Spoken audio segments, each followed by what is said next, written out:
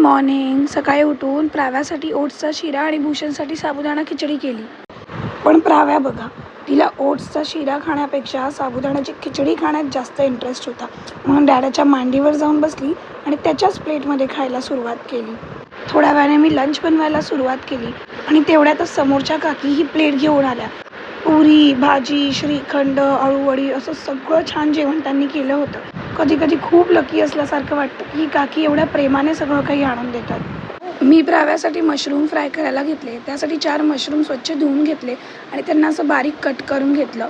पॅनमध्ये घातला अर्धा चमचा बटर, त्यावर थोडीशी लसूण कट करून घातली आणि त्यानंतर जे कट केलेले मशरूम होते ते त्यात घातले.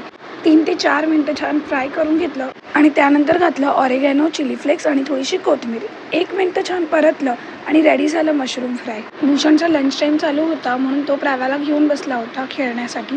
ती खेळत होती तेवढ्यात मी जेवण बनवून घेतलं आणि दुपारी माझं एक पार्सल आलं होतं आणि प्राव्या बघा पार्सलवर जाऊन उभी राहिली. कोण म्हणतं की फक्त मुलगेच एवढी मस्ती करतात? बाबा, आमची मुलगी इकडे एवढी मस्ती करते की तुम्ही डोक्याला हात लावून बसाल. रात्री मला किचनमध्ये काम करायचं होतं म्हणून हिला सगळी अशी भांडी काढून दिली होती. ती छान आपली एकटी खेळत होती. तेवढ्यात मी सगळी किचनची कामं आवरून घेतली. त्यानंतर भूषणही क्रिकेट खेळायला बाहेर जाणार होता. मग काय आम्ही दोघीच घरी आणि सगळी कामही आवरली होती म्हणून प्राव्याला घेऊन बसले. आय होप तुमचाही दिवस छान गेला असेल. पुन्हा भेटूच उद्याच्या व्लॉगमध्ये.